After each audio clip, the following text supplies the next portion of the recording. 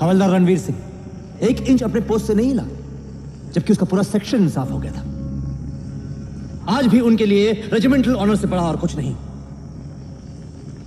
सैनिकों की 5वीं पुश्तें आज भी वहां मौजूद है, और वो सैनिक अपने राजपूत भाई से पूछते हैं, तू किसके लिए मरेगा? राजपूत कहता है, अपने पलटन के लिए। पलटन किसकी? राजपुताना की। राजपुताना किसका? भारत का।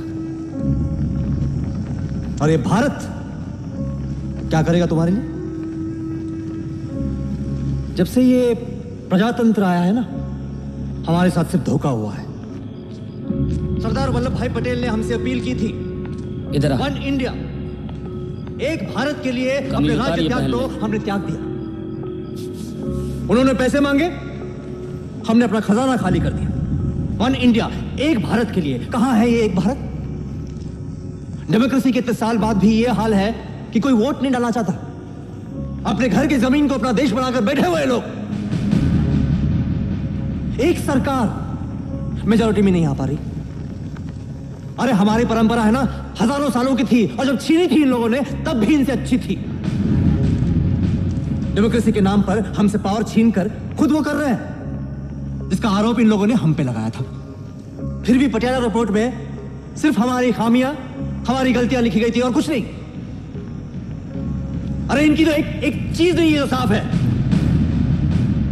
आज भी लोग हमें क्यों बना बुलाते हैं, बना इज्जत करते हैं, क्यों? क्योंकि हमने त्याग किया है हमारे लोगों के लिए। जोधपुर के महाराजा ने वल्लभ भाई के सेक्रेटरी के सर पे बंदूक रख के कहा था, देख, जोधपुर की मेरी प्रजा से गद्दारी मत करना। इन लोगों ने सबके साथ गद्दारी की। 67 के लोकसभा इलेक्शन में जब राजकुमार खड़े हुए चुनाव के लिए, तब क्या हुआ? राजस्थान में कांग्रेस का पत्ता साफ। पूरे देश में 24 राजकुमारों को लोगों ने चुना। तब क्या किया इन लोगों ने? ऑल इंडिया कांग्रेस कमेटी की एक बैठक बुलाई, हमारे शाही बत्ते बंद कर दिए। हमें दी जाने वाली एक एक सुविधा को हटा दिया गया। हमें इन लोगों के सामने झुकना पड़ा, हार माननी पड़ी। हम हार गए क्योंकि 1000 साल के बाद भी हम आपस में लड़ रहे थे। अब ये सब खत्म, बस। अगर हमें अपनी जमीन चाहिए तो एक होना पड़ेगा। राजपूतों को इनसे बचाने के लिए एक होना पड़ेगा। A patriot must always be ready to defend his country against its government.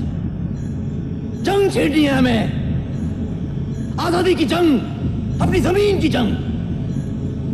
और उसके लिए हमें पैसे चाहिए, सेना चाहिए।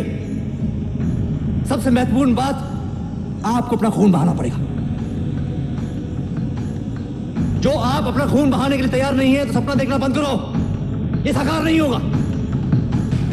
हमारी जमीन, हमारी इज्जत, हमारी आन हम वापस नहीं ला पाएंगे।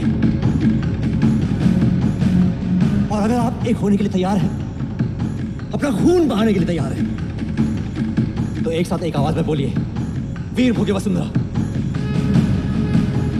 वीर भोगे वसुंधरा।